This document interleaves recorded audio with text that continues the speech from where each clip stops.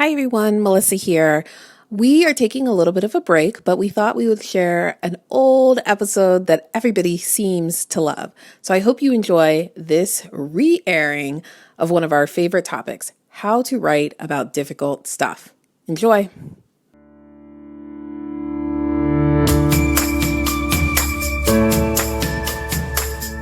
Hello everybody, and welcome to Writing Easy, the podcast about writing that tries to take it easy. I am Mary Mascari. And I'm Melissa Long. Hi, Melissa. Hi, Mary. Here we are again. Here we are again. I don't know. I felt like singing. That's a beautiful song. Is that an actual song? I think it's an actual melody of somebody else's song with my own words. So it's probably a good thing that I didn't continue beyond 2 seconds. I think it's a You Are Not Alone thing. Yes. Sorry, you're inspired. You're not stealing. You're being inspired. Yeah, that's fine. It's fine. So this is our off week. Every other week we talk about different things. So on weeks we cover a particular topic. Off weeks we talk about a particular problem that either of us are having. But it's not just us. We're going to run out of problems. We're not that problematic. And so, dear listeners, we would like to hear your problems. If there's something you're struggling with, and in the realm of writing, first of all, let's make that clear, because we're not really very helpful in other things. We're not an advice show. But if there is something from a writing perspective that you would like us to talk about, a particular problem, because a lot of times I find that I'm looking for help, and it's like, no, it's this weird thing. I can't find anything that covers this. Let us know. You can email us it's writingeasypodcast@gmail.com, right? Yep. Yes. Or you can tweet to us, writingeasypod, or writingeasypodcast, depending on the username or the handle. Or I suppose you could probably message us through Instagram too, Writing Easy Podcast. Yes, you can comment, That'll work you can DM, whatever. All of these things. You could slide into our DMs. Slide. So whatever problems you have, generally kind of speak about the emotional part of writing. You can talk about some of your craft stuff, but try not to be too specific. We don't want any spoilers on your great stuff. But we want to hear from you. Yes. So hit us up. Hit us up with those problems. We'll see what we could do. But in the meantime, we're going to have to deal with our own problems. Don't we always? Which there are plenty. God knows. Melissa, it is your turn for the writing confessional. What's going on? Yeah, so I have a problem. I attended a session I guess like a month ago with one of the writers of Inside Out on Pixar's movie. Oh, Meg LaFauve. I believe I'm pronouncing her name correctly. But she is an emotional guru. And one of the things that she talks about is how to make compelling characters, how to really infuse your stories with emotion. She's one of those people that gets pulled in on other projects to, rewrite scenes to make them more emotionally compelling, especially after they've tested with an audience and people are like, I don't really like this person. She's that guru, fixer, whatever you want to call it. But it got me thinking and sort of revisioning. I'm in this planning stage of my writing for a new project. And, she mentioned that writing should be challenging, that it should, you should feel the emotion on the page. And if you don't feel it, if it doesn't make you a little bit uncomfortable, the audience can tell, the readers can tell, right? And that's when they say, oh, this really got me, or this made me cry, this made me laugh, it's because you put real emotion from your own backstory, your own life, your own experiences into that work, even if they're not the same incident. So I've been playing around with that, but I'm writing some pretty intensive stories, one of which deals with a mass shooting, which is very traumatic, very intense, a lot of grief. And I fortunately have not gone through that.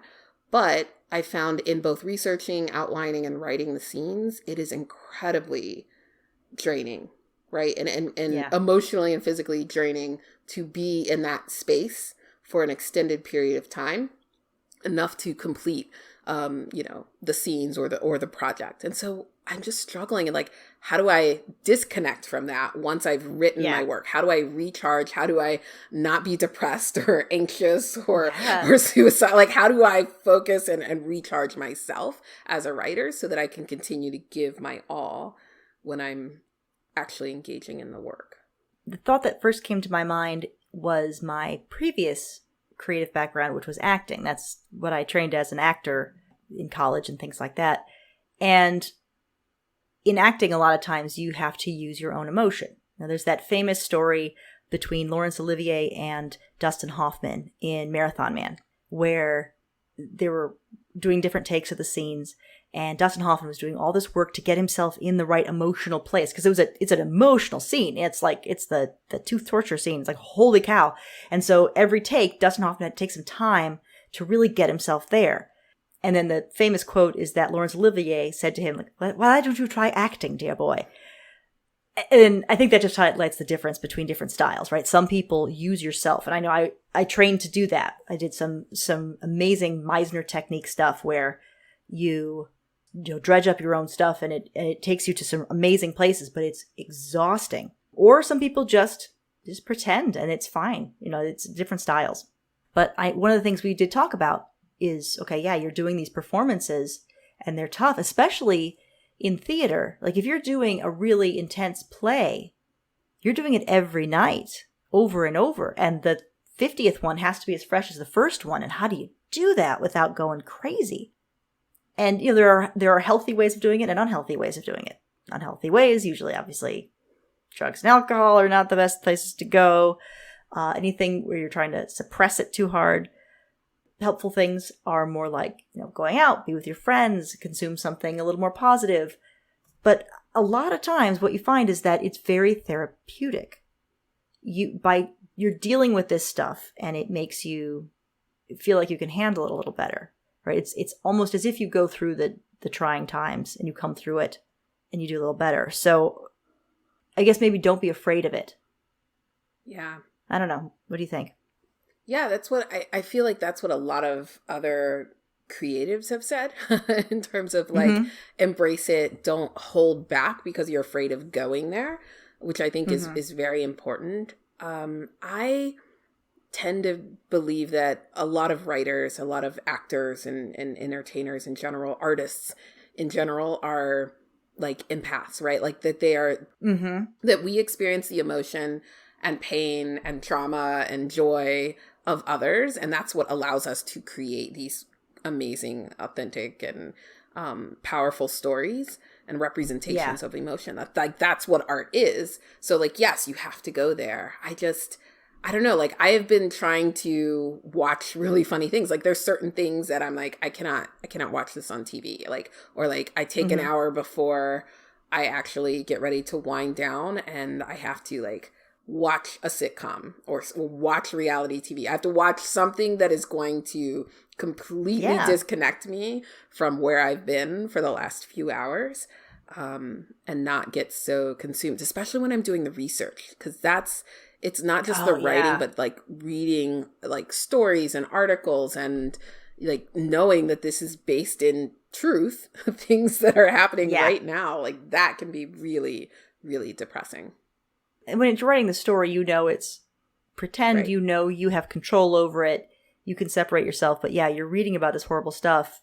Yeah, it can really take it out of you. I guess you can't do it too much, right? Because if you drain yourself too much, you're no good to anybody. So you have to take care of yourself first, even if you're going to go into a difficult place. You think about people who help out in trauma, right? The people who are like, they go into the first responders, they go into these terrible places and they help people.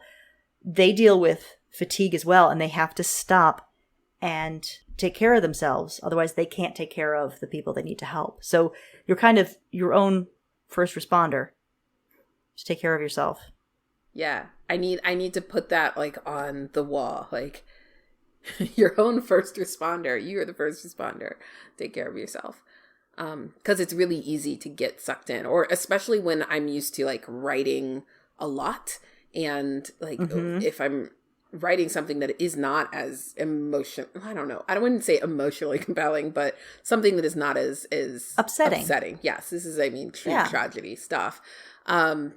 I can be in that world for hours upon hours and still want to be there. And this, like, I'm finding like I have to change my whole work style because I can't be in that space for like 3 or 4 or 5 hours at a time on a weekend when I have nothing to do but write. I have to break it up or yeah, it's too overwhelming. Well, it's hard. You're doing something I mean, if you think about it, if you were doing something physically difficult, you would take breaks, right? To rest. I love that. You're doing something psychologically difficult. You got to take a break, and I wonder if some of the concern is not that you are feeling this way or that you're having difficulties stopping feeling this way, but maybe that you feel guilty that you're not able to do it longer, or worried that when you stop to take care of yourself, you're not going far enough, or you're not, I don't know. Yeah.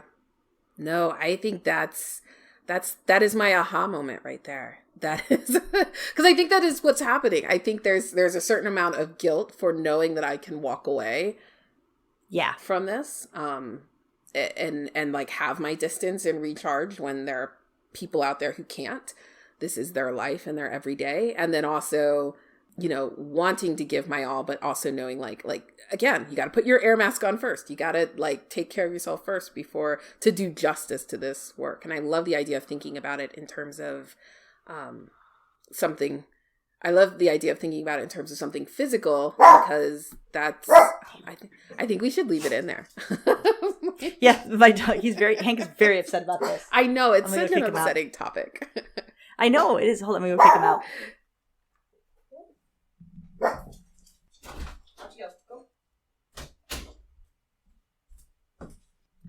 At like 3 a.m. last night, my son was up, just getting a snack because he's a night owl. And then Hank heard him out there, and so he skips harf, harf, harf. I was like, shut up, I'm tired. All right. I had a point that I was going to make about this, so let me just get to it. Oh, okay, I got it. Like, whenever I get anxious about something and I feel like powerless about something, or I worry about something, I do have anxiety. Therapy and medication help very much, but I can get to that point where I'm ruminating on something. And a lot of times when I ruminate on something, it's because I feel like if I stop, I'm not, I'm like failing, right? Mm-hmm. Like, you ought to be doing something. How dare you turn away from this? Yeah. And what I've had to do to not do that is to say, what is this doing? Like, how is this helping? This right now, laying in bed, awake, worrying about XYZ, how is this solving the problem? And the answer is, it isn't. Yep. It's just keeping me awake. Is staying awake going to make things better? No. Then go to sleep. You also are doing a lot of work to solve the problem by writing this. So when you take a break, that is part of the work of creating this story. Because if you can't, you won't finish it. And when it goes out, that's going to be very helpful. That's going to shine light onto the problem. It's going to help people who are going through it, help them feel like they're not alone. It's doing good work. And so it is up to you to make sure that you can finish that work and get it out there where it belongs. But if you wear yourself out before you get there, then it's all for nothing. Right. I love that. I think that is something that I'm going to put into practice immediately. It's like just getting that perspective and allowing myself, like giving myself permission to step away and know that it is not a reflection of my humanity or my worth or like my compassion for, the victims of these incidents. It's really about doing justice to the work and the story and, bringing that to life in a way that needs all of me to be able to be there and be present, and keeping your instrument in shape so that it can continue to do the work that's really important, that will do something good. It's inspiring. It's, I didn't initially set, like I kind of wandered into this story, and it's not intended to be really sort of political, but it kind of is. But it's very interesting because I know like there's so much with like the Me Too movement and with like all of these different things. And I just I'm like, how do people do this like every day, all day? But it's also so important. Like this medium. They don't do it all day, every day. Yeah. If people are doing this as like their job, they usually don't keep that job for very long, right. Just because you just can't hold on to it. People who are teachers in difficult schools, right? Like impoverished schools where it's very tough. They don't stay for 20 years because they can't. And there's nothing wrong with going, okay, I've done my time. It's someone else's turn. Yep. So you have to take care of yourself. And it occurred to me, we didn't say the quote this week, but it's really good. And so I'm going to bring it up now. Are you ready? Yeah. Here we go. Ready. Let's go. It is from the absolutely delightful and wonderful Anne Lamott. Her book, Bird by Bird, is the best book to read when you feel like, oh my God, I can't write. It's too hard. She does it with such humor and encouragement and reality. Yeah. And her quote that I think is really germane to this discussion is this: almost everything will work again if you unplug it for a few minutes, including you. So, control alt delete yourself, girl. You gotta try turning it off and turning it back on again. I'll do that. Does that work for the world? I'd like to yes.